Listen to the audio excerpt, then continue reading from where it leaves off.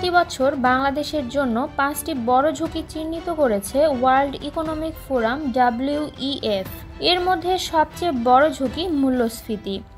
WEF এর বৈশ্বিক ঝুঁকি প্রতিবেদন 2025-এ এমন তথ্য উঠে এসেছে। দেশভিত্তিক প্রধান ঝুঁকিগুলো চিহ্নিত করতে নির্বাহী মতামত জরিপ US চালায় WEF।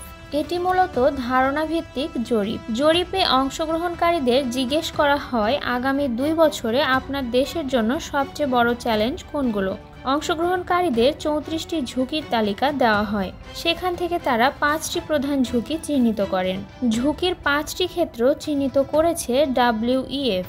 উচ্চ মূল্যস্ফীতির সঙ্গে আরও যে 4টি ঝুঁকির খাত তারা চিহ্নিত করেছে সেগুলো হলো চরমভাবাপন্ন আবহাওয়া, বন্যা, তাপপ্রবাহ, দূষণ, বায়ু, পানি, মাটি, বেকারত্ব ও অর্থনৈতিক সুযোগের অভাব এবং অর্থনৈতিক নিম্নমুখিতা, মন্দা, স্থবিরতা। প্রতিবেদনে বৈশ্বিক পরিসরে চলতি বছরের জন্য 10টি প্রধান ঝুঁকির ক্ষেত্র চিহ্নিত করা হয়েছে। জলবায়ুগত, সামাজিক, অর্থনৈতিক সহ সাম্প্রতিক বছরগুলোর অন্যান্য উদ্বেগ ছাপিয়ে বিশ্বের জন্য সবচেয়ে বড় ঝুঁকি হয়ে দাঁড়াতে পারে রাষ্ট্রভিত্তিক সশস্ত্র সংঘাত। অথচ 2 বছর আগেও এটিকে বড় ঝুঁকি হিসেবে দেখা হতো না।